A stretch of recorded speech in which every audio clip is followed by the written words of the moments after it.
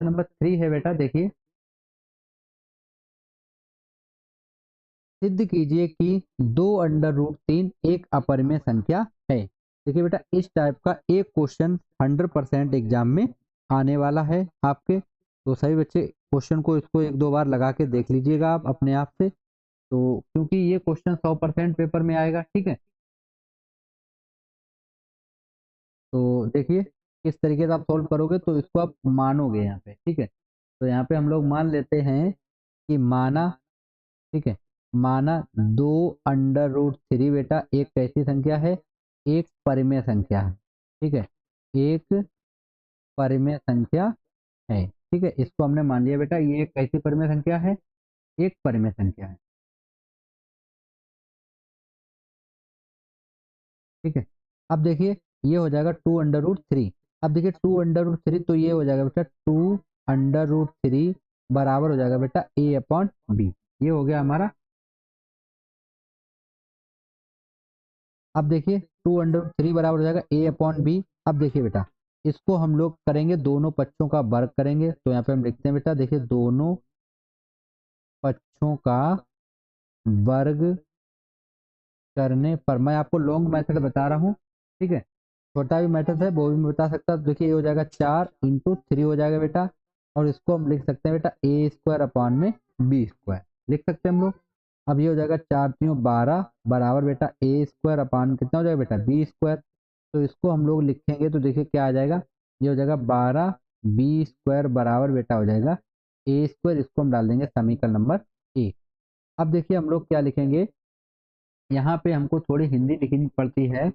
देखिए क्या लिखेंगे हम लोग कि हमारा जो a² है बेटा, a² हमारा यहाँ पे 12 से विभाज्य है,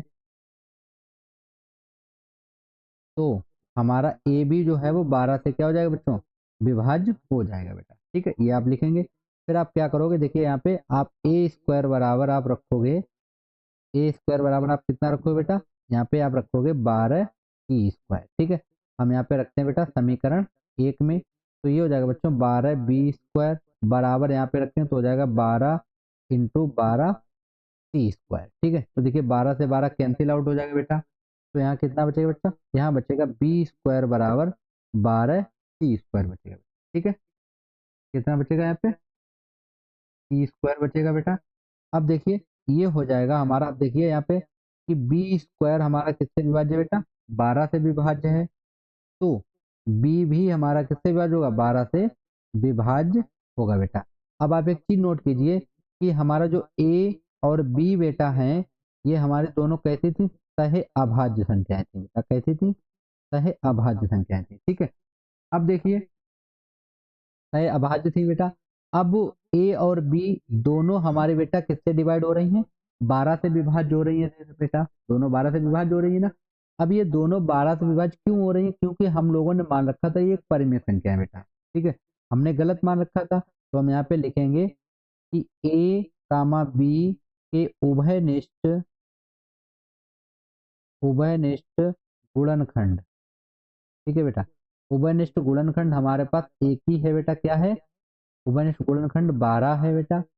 अतः यह हमें हमारी त्रुटिपूर्ण, किससे बच्चों, त्रुटिपूर्ण परिकल्पना परिकल्पना के कारण प्राप्त हुआ है बेटा, के कारण प्राप्त हुआ है, ठीक है बेटा।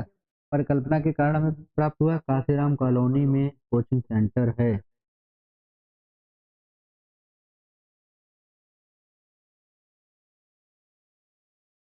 ठीक है।